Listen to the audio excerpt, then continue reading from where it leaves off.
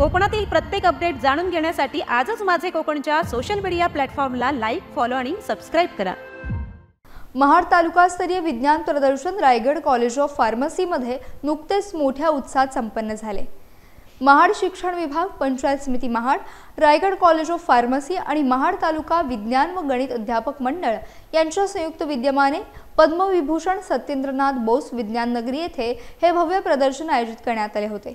विकसित आणि आत्मनिर्भर भारत या महत्त्वपूर्ण संकल्पनेवर आधारित या प्रदर्शनात विद्यार्थ्यांनी आपल्या कल्पकतेचे आणि वैज्ञानिक दृष्टिकोनाचे उत्कृष्ट दर्शन घडवले। इयत्ता 6वी ते 12वी पर्यंतच्या विद्यार्थ्यांकडून एकूण 94 आकर्षक आणि महत्त्वपूर्ण प्रतिकृती सादर करण्यात आल्या। यामध्ये शाश्वत शेती, हरित ऊर्जा, आधुनिक तंत्रज्ञान, कचरा व्यवस्थापन तसेच आरोग्य आणि स्वच्छता यांसारख्या विविध महत्त्वपूर्ण विषयांचा समावेश होता। या कार्यक्रमाच्या उद्घाटन सोहळ्यात शास्त्रज्ञ डॉक्टर जयंत जोशी, प्रांताधिकारी पोपट ओमासे यांच्यासह शिक्षण आणि प्रशासकीय क्षेत्रातील अनेक मान्यवर उपस्थित होते। आमच्या शाळेत सागर मित्र म्हणून संकलन सुरू केलेले आहे।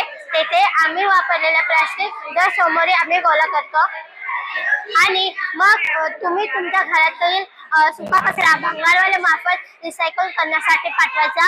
मग शिल्लक राहतो तो ओला कचरा, त्याच्यासाठी आम्ही कंपोस्ट खत तयार केलाय। ते कुंडीत, परसबागेत आणि शेतीसाठी तर उत्तमच आहे आणि ते त्याला तयार व्हायला 22 ते 25 दिवस लागतात। आणि हे आहे कलकी तयार व्हायला 5 ते 6 दिवस लागतात। ते उमराच्या फळापासून आणि बांबूवरच्या जे भोशी असते त्याच्यापासून तयार केले आहे। जे सांडपाणी असतं ना त्याचा घाण वास येतो आणि त्याच्यावर मासे चिरडे येऊन बसतात। तर समजा रात्री भांडी घासली आणि ते भांडी घासून झाल्यानंतर बाहेर ते पाणी साचलं असलं तर आपण बाहेर पाणी तर नाही होत, तर ते आपण मोडीत ओतलं की त्या सांडपाणीचा घाण वास येत नाही आणि त्याच्यावर मासे चिरडे बसत नाही।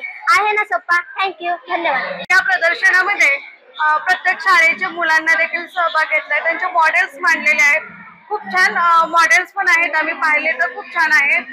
त्याच प्रकारे जर अशी संधी प्रत्येक शाळेने जर या प्रदर्शनात भाग घेतला तर मुलांच्या अंगी असणारी जी नवनिर्मिती क्षमता आहे, वैज्ञानिक दृष्टिकोन आहे, हा विकसित होण्यासाठी नक्कीच या प्रदर्शनामधून वाव मिळणार आहे।